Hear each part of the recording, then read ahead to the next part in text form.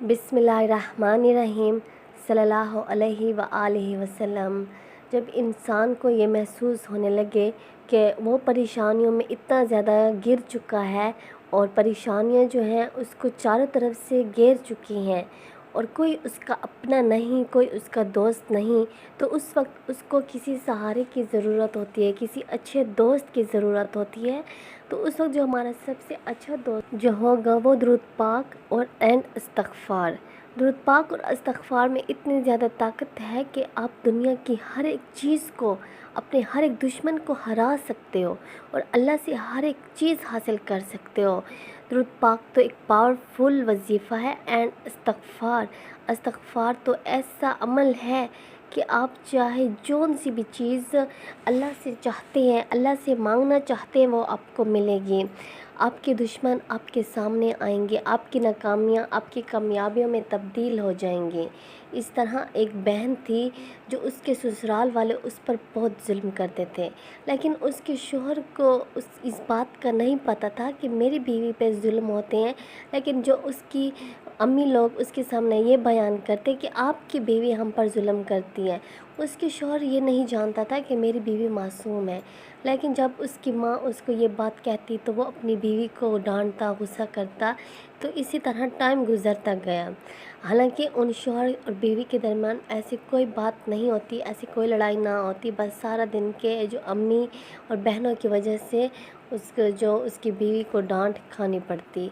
तो आखिरकार उस शोहर ने तंग आके अपनी बीवी को घर से निकाल दिया। तो बीवी अपनी माँ के घर आई और उसने सब बताया, लेकिन उसका शोहर उसकी किसी बात पर यकीन नहीं करता था और आखिरकार उसको निकाला, तलाक की धमकी भी दी। तो ये बेचारी अपनी अम्मी के घर आ गई, बहुत रोती थी। तो इसको किसी ने कहा कि आप इस्तग़फ़ार का विर्द करो, तो ये इस्तग़फ़ार कसरत के साथ पढ़ती थी। 1 महीना हो गया, कुछ फ़ायदा ना मिला, 2 महीने, आखिर कुछ टाइम के बाद 6 महीनों के बाद उस बहन की ज़िंदगी में इतना ज़बरदस्त मुआवज़ा हुआ कि जो उसके पड़ोसी थे उसके शोहर से कहा कि आपकी अम्मी जुल्म करती थी आपकी बीवी पे। तो उस पड़ोसी पे वो गुस्सा हुआ, लेकिन जब और मोहल्ले वालों से पूछा तो सबका यही कहना था कि आपकी बीवी बहुत मासूम थी, वो कुछ भी नहीं कह सकती थी, सारा दिन आपकी अम्मी उसको बहुत तकलीफ़ देती।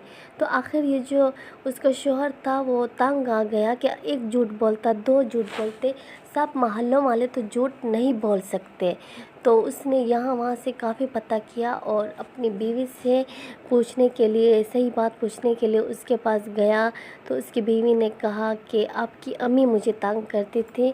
तो पूरे ख़ानदान वाले सब लोग जिसने भी उस मामलात को देखे कि उसकी अम्मी जो है अपनी बहू पे जुल्म करती है, तो सब ने कह दिया।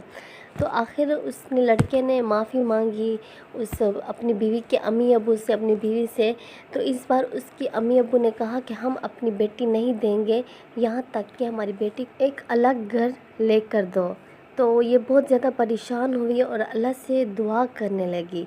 आखिर फिर उसको अपना अलग घर भी दे दिया और उसकी अब औलाद भी है। उसकी अम्मी ने वो सारी गलतियों को मान लिया, अपने सारे गुनाहों को तस्लीम कर लिया और अपने बेटे से कहा कि हाँ, मुझसे गलती हुई, गुनाह हुआ, मुझे माफ़ कर दो। लेकिन इस बार वो जो बेटा था वो इस बात को नहीं मानता था कि मैं अपनी बीवी और अम्मी को अब एक साथ कभी नहीं रखूँगा। बस फिर उस बहन की ज़िंदगी में बड़ा खूबसूरत मुआवज़ा हुआ, उसको शोहर भी मिल गया, अलग घर भी मिल गए, सुकून भी मिल गए, औलाद भी मिल गई और घर की लड़ाइयाँ भी ख़त्म हुई और ज़ालिमों से उसका छुटकारा भी हासिल हो गया। वो पाकीज़ा थी, वो अच्छी थी, वो मासूम थी और इस्तग़फ़ार ने इस बात को सबके सामने लाकर खड़ा कर दिया। उसके शोहर के सामने उसकी सच्चाई भी आ गई। तो इस्तग़फ़ार और दुरूद पाक आपके लिए खूबसूरत रास्ता आपको दिखाने के लिए ज़रिया है और आपकी ज़िंदगी में कामयाबियाँ और खुशियाँ इस दुरूद पाक और इस्तग़फ़ार से आप हासिल कर सकते हैं। बस दुरूद पाक और इस्तग़फ़ार से दोस्ती करें और कसरत के साथ पढ़ें इंशाअल्लाह।